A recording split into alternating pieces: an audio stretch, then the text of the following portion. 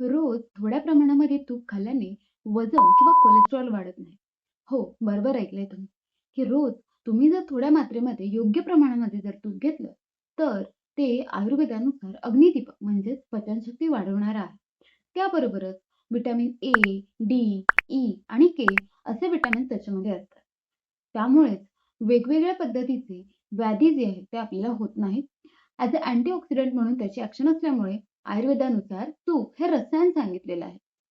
तुपामध्ये अग्नी आणि तेज महाभूत आधिक्य असल्यामुळे तुपामुळे लिव्हर एन्झाईम जे आहेत ते व्यवस्थित केले जातात आणि त्याबरोबरच एक्सेस कोलेस्ट्रॉल जे आहे ते बॉडीतून लिव्हरद्वारे रिमूव्ह केलं जातं आणि म्हणूनच जरी तूप खाल्लं तरीसुद्धा तुमचं वजन वाढतंय असं जर तुमचा गैरसमज असेल तर तो तुम्ही आजच दूर करा.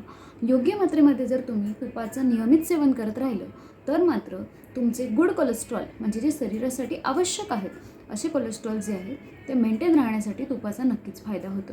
अधिक माहितीसाठी कॅप्शन वाचायला विसरू नका आणि मला फॉलो करायला विसरू नका. थँक्यू.